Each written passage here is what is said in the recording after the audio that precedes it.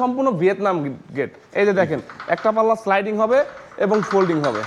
এই যে ফোল্ডিং করলাম, জি এটা সামনের দিকে খুলবে। এটা হচ্ছে ভিয়েতনামের বৈশিষ্ট্য, যার যতটুকু জায়গা প্রয়োজন সে ততটুকু জায়গায় ব্যবহার করতে পারবে ইনশাআল্লাহ। একদম দেখেন এখানে কিন্তু একদম গ্লেস, একদম কোনো রকমের হাত বাঁধার কোনো সম্ভাবনা নেই।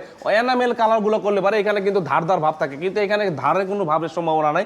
একদম স্মুথলি আউট ফ্রেমে ব্যবহার করেছি 2 ইঞ্চি বাই 2 ইঞ্চি গ্যালভানিশ করা বক্স পাইপ, যেটা পাকা 12 গেজ মোটা, এবং পাল্লার স্ট্রাকচারে আছে হচ্ছে 1.5 ইঞ্চি বাই 3 ইঞ্চি গ্যালভানিশ করা বক্স পাইপ, সেটাও কিন্তু পাকা 14 গেজ মোটা।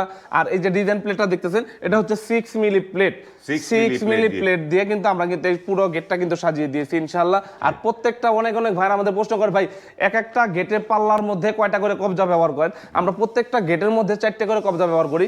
এই কবজাগুলো আছে 1.5 ইঞ্চি মোটা এবং 5 ইঞ্চি লম্বা। দাম কত পড়েছে ভাই এইটার? এই ক্যাটাগরিতে কোনো ভাই যদি নেয় তাহলে এবার প্রতি স্কয়ার ফিট খরচ পড়বে পিছনে মিরর শিট সহকারে 1600 টাকা স্কয়ার ফিট। আর যদি মিরর শিট না নেয় 6 মিলি প্লেট দিয়ে, তাহলে এবার প্রতি স্কয়ার ফিট খরচ পড়বে মাত্র 1500 টাকা স্কয়ার ফিট।